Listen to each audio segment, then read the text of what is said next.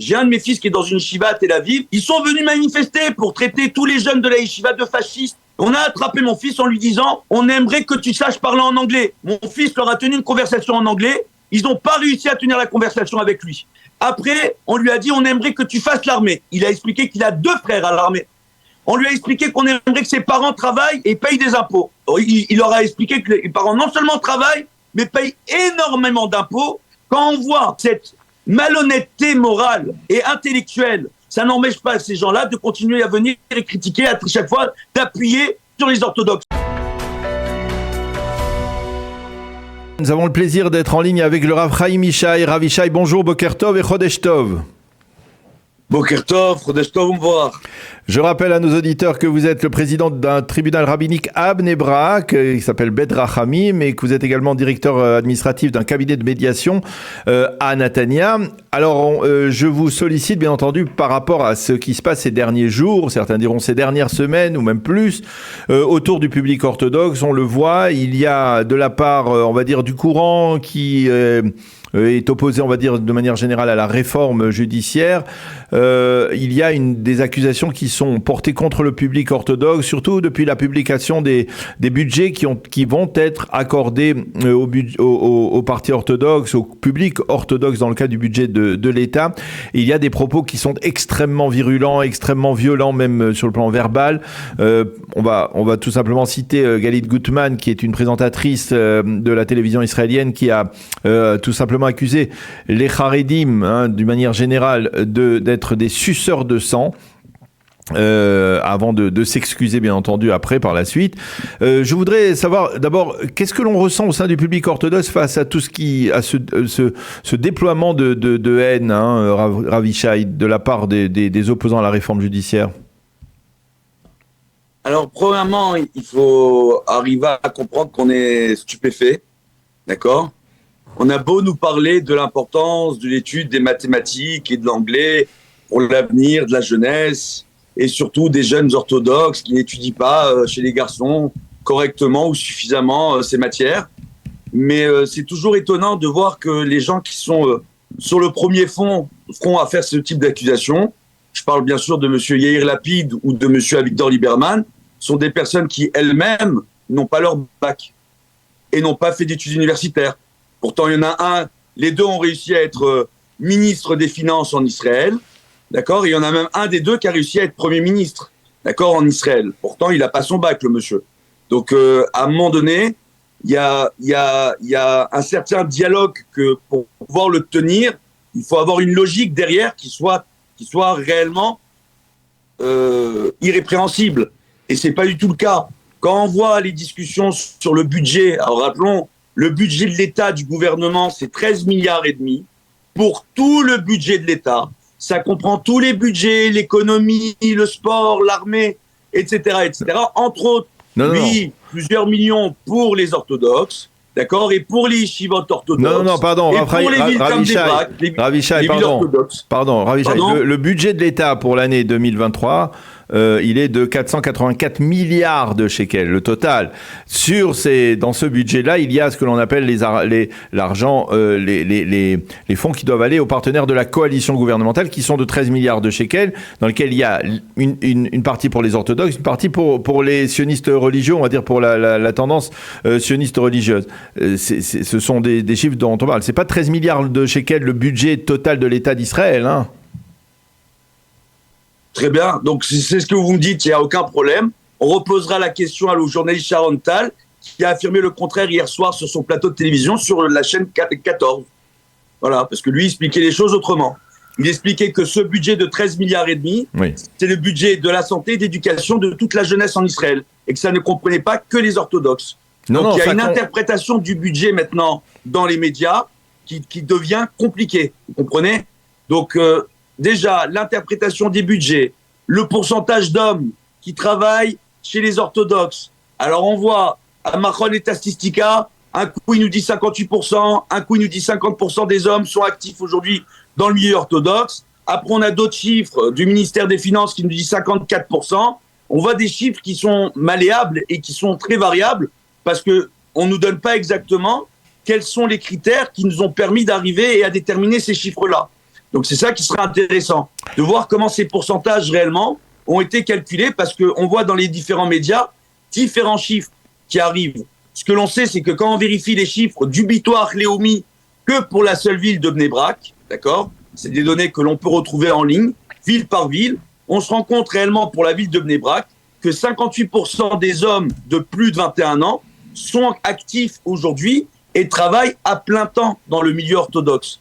Rappelons-le, 30 ans en arrière, quand moi je suis arrivé en Israël, on avait une population orthodoxe sur plus de 21 ans, on avait entre 15 et 20% de la population masculine qui travaillait dans le milieu orthodoxe. Donc on voit que en 30 ans, il y a eu une évolution, il y a une prise de conscience et une évolution dans le milieu orthodoxe. Le milieu orthodoxe a grandi, c'est vrai, d'une part, mais de l'autre côté, on voit que la masse d'hommes qui sortent dans le monde du travail dans le milieu orthodoxe augmente en adéquation.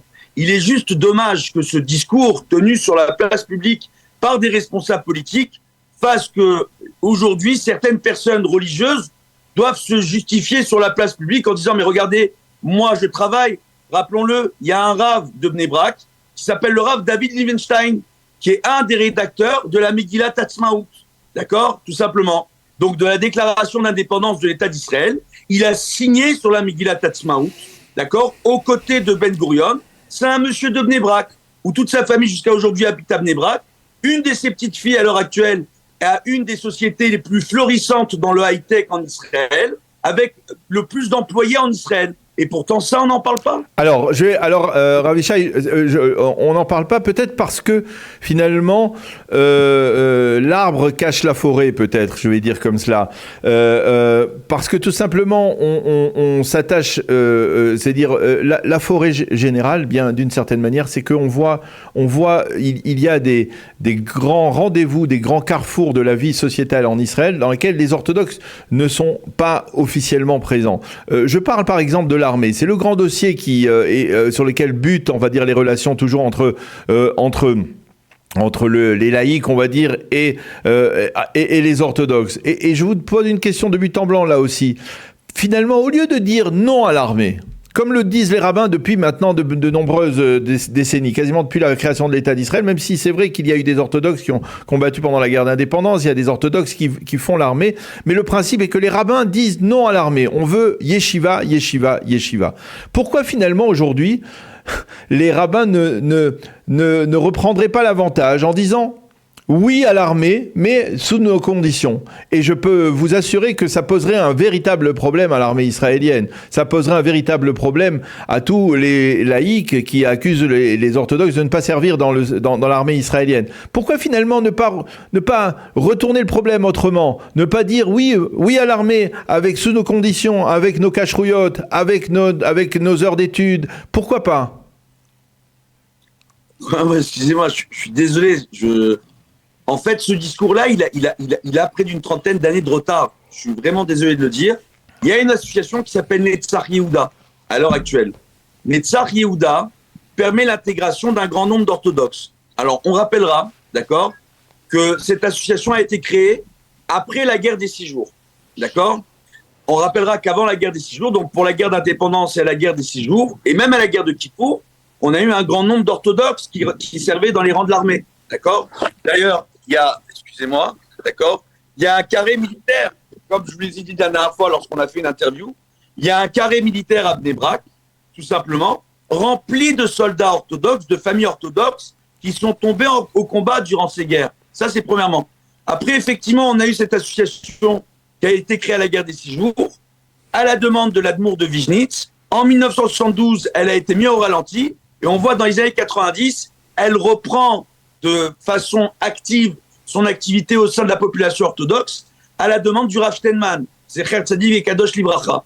Parce qu'il y a une réalité que tous les jeunes qui sont dans les yeshivot ne sont pas faits forcément pour l'étude. Il y a cette prise de conscience au sein des rabbanim et au sein des leaders du monde orthodoxe. Il y a aujourd'hui un véritable consensus et une bracha. On le voit. On a des chassidé gour qui vont à l'armée, qui rentrent dans des unités militaires, qui vont passer des diplômes d'ingénieurs aussi à l'armée, etc.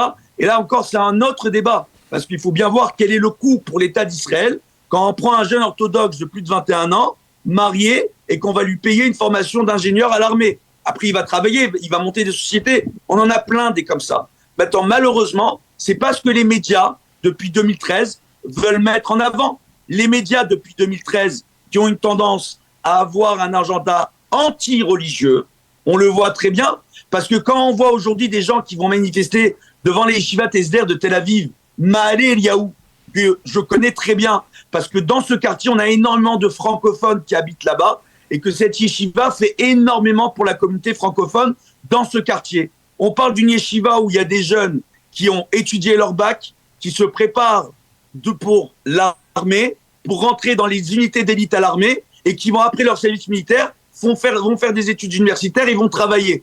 Donc, et on voit des gens qui sont en train de manifester aussi devant cette yeshiva. Donc, il faut bien comprendre qu'on n'est pas dans un dialogue et un discours de pourquoi les orthodoxes ne vont pas à l'armée. Parce que si on veut parler de ça, moi j'ai 2 fils en bas qui étaient avec nous pour ce Shabbat. Là, ce matin, ils se lèvent. Ils doivent prendre leur bus à 9h30 pour retourner à l'armée les deux. Alors, mais c'est quand même bizarre. Je vous crois. Je vous crois. Les deux à l'armée. Mais je vous crois, Rav Yishai. Mais le public orthodoxe. Non, mais pas besoin de croire. Laissez-moi terminer. Mais non. Mais juste. Un neveu et 2 cousins dans Yamam qui sont tous orthodoxes, qui habitent dans les quartiers orthodoxes de Bnei Brak et de Jérusalem. Yamam, unité d'élite. On a une 50aine de soldats, je crois, dans cette unité d'élite. D'accord, dans laquelle il y a des orthodoxes. Mais on n'en parle pas parce que c'est pas un programme orthodoxe. Mon fils aîné qui a commencé son programme dans Netzar Yehuda, aujourd'hui il est officier dans une unité qui n'a aucun rapport avec Netzar Yehuda. On oublie de parler aussi de ces orthodoxes qui commencent leur service dans Netzar Yehuda, qui deviennent officiers et qu'on place à la tête d'autres unités par la suite qui restent pas dans un milieu totalement orthodoxe à l'armée. Ça aussi on oublie de le dire, on n'en parle pas. Donc les chiffres qu'on nous donne du nombre d'orthodoxes qui rentrent à l'armée réellement, du nombre de jeunes issus du monde orthodoxe, sont des chiffres qui sont tronqués. D'accord ? Tous les chiffres sont tronqués. Le nombre d'orthodoxes qui travaillent, n'oublions pas que dans le monde orthodoxe, malheureusement, du fait que pendant des années, l'âge du ptor pour arrêter de devoir rendre des comptes à l'armée était beaucoup plus élevé. C'était pas 24 ans. Ça, c'est Naftali Bennett qui a fait ce changement. Il y a de ça quelques années uniquement, de réduire l'âge à l'âge de 24 ans. Avant, l'âge était beaucoup plus important et on avait beaucoup de jeunes. Non, mais Rav Yishai, je vous entends. Travailler au noir. Rav Yishai, je vous entends. Maintenant, mais ce que j'entends aussi, ce que l'on entend ici aussi, c'est de la part des responsables, par exemple, politiques du monde orthodoxe. Eh bien, c'est leur volonté, par exemple, de faire voter la loi qui dispense les orthodoxes du service militaire. C'est même pas, on parle pas de 23 ans, 22 ans, 21 ans. On parle de dispenser cette fameuse loi que l'on veut faire voter en espérant que la Cour suprême ne pourra pas se mêler de cette affaire. Pourquoi finalement rentrer dans ce genre de piège ? Parce que finalement, c'est donner de l'eau au moulin des laïcs qui disent « Mais oui, voilà, ils ne veulent pas faire le service militaire. » Alors, excusez-moi, je vais vous expliquer aujourd'hui qu'est-ce qui se passe dans le mainstream orthodoxe. D'accord ? Parce que je suis vraiment désolé, moi je suis aussi à la tête d'une association, d'accord, dont personne ne parle jamais parce que c'est une association qui est totalement indépendante et qui a besoin de personne, qui s'appelle Od Avinu Chai, et une autre association qui s'appelle Leftov. Baruch Hashem, entre ces deux associations, on vient en aide à plus de 3000 jeunes dans le besoin en Israël qui ne sont pas issus du monde orthodoxe, et on vient en aide à plus de 800 familles tous les mois qui ne sont pas des familles orthodoxes. C'est des millions distribués tous les mois, près de 3 millions de shekels distribués à des gens dans le besoin dont l'État ne s'occupe pas correctement. D'accord ? Maintenant, de l'autre côté, le mainstream orthodoxe. On va revenir à cela. D'accord ? Parce que c'est très important. Essayez d'imaginer une minute que le mainstream orthodoxe, aujourd'hui, la jeunesse orthodoxe, demande à travailler. La majeure partie des jeunes hommes, aujourd'hui dans le monde orthodoxe, demandent à travailler, demandent à avoir des formations professionnelles. On voit des milieux dans Mea Shearim, chez des Satmar, qui vont sortir de plus en plus pour avoir des formations de conseillers conjugaux et reconnus par l'État, et aussi de psychologues reconnus par l'État pour pouvoir s'occuper des gens. D'accord ? Tout simplement. Parce que c'est, quand on étudie dans la yeshiva et qu'on étudie énormément de Torah, c'est le béaba, vous comprenez, du juif, de vouloir aider son prochain. Maintenant, ils cherchent à se former dans ce type de métier-là. D'accord ? Et d'autres métiers encore. Il y a de plus en plus de jeunes qui demandent à faire leur service militaire.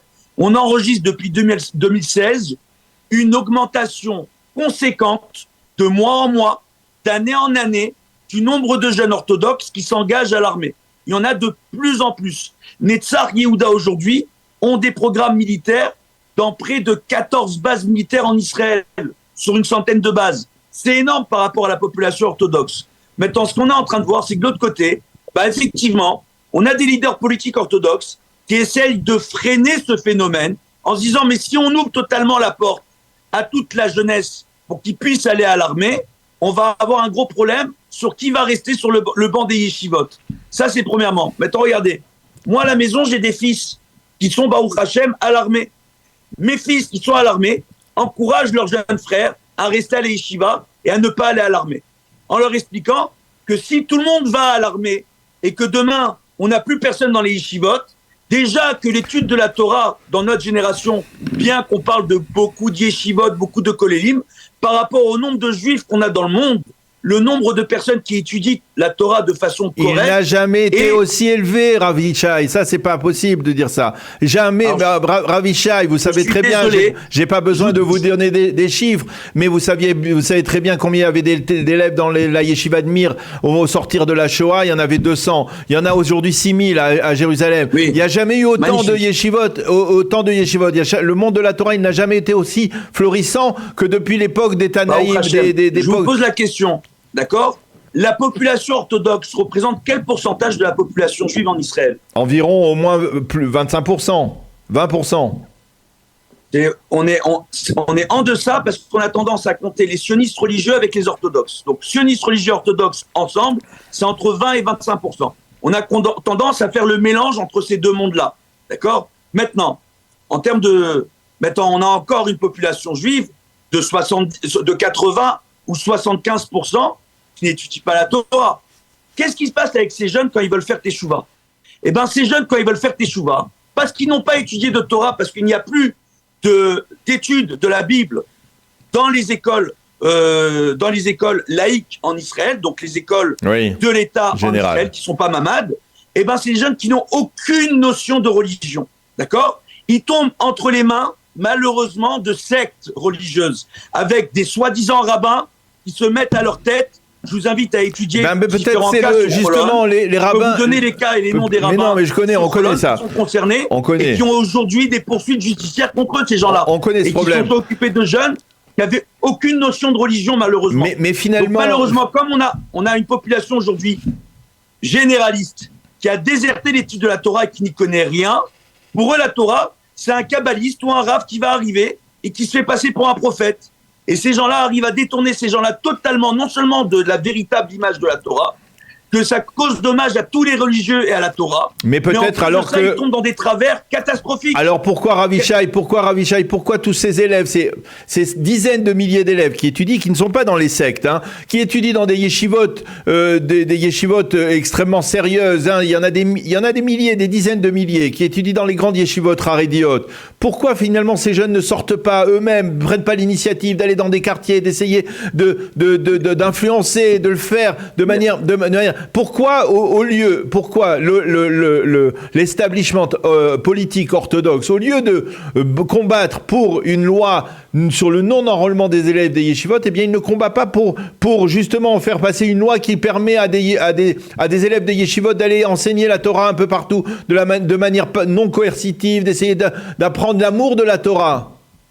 Alors, si je peux me permettre, on va reprendre les choses comme il se doit. Mais on n'a pas trop le temps. Parce que quand on a des jeunes qui vont à Tel Aviv devant les écoles pour encourager d'autres jeunes à mettre les tefilines, on a des gens à la mairie de Tel Aviv qui affirment qu'ils ne veulent pas de missionnaires devant leurs écoles qui puissent détourner les jeunes gens qui étudient dans leurs propres écoles, d'accord, du programme scolaire et de la mentalité et de la vision israélienne, libéraliste et moderne. Voilà pourquoi.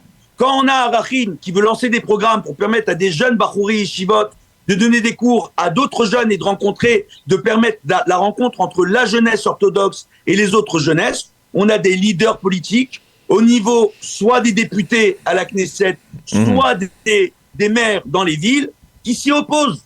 Donc il faut bien arriver à comprendre. Il ne faut pas arriver à dire « mais vous les orthodoxes, vous êtes en dehors ». Qui, jusqu'à aujourd'hui, laisse les orthodoxes en dehors ? Qui, jusqu'à aujourd'hui, publie des chiffres qui sont truqués et tronqués sur la population orthodoxe concernant le nombre de personnes qui travaillent réellement. Parce que quand on parle de 58% des hommes à Bnei Brak, c'est ceux qui sont salariés à temps plein. On ne parle pas de ceux qui sont salariés à mi-temps et on ne parle pas de tous ceux qui ont un petit travail à part et qui sont au sec patour, ce qui veut dire qu'ils n'ont pas l'obligation de déclarer leur activité professionnelle à moins de dépasser une somme globale de 100 000 shekels. Donc on a énormément de gens en Israël, orthodoxes ou non, qui travaillent au noir. On a énormément de gens en Israël qui n'arrivent pas à boucler leur fin de mois. On a le sud de Tel Aviv aujourd'hui qui est en train de se transformer en un des quartiers les plus dangereux d'Israël. Et on fait rien là-bas, les gens se droguent, sont jetés dans la rue et personne ne fait rien. On s'occupe de la population orthodoxe et de leur façon d'éduquer leurs propres enfants. Nos enfants orthodoxes ne sont pas jetés dans les rues en train de se droguer. Ravi Shai, on comprend bien. Ça fait 20 minutes qu'on parle. On est obligé de mettre fin à notre discussion. Peut-être que si je peux me permettre, mon que... fils, devant sa yeshiva à Tel Aviv, j'ai un de mes fils qui est dans une yeshiva à Tel Aviv.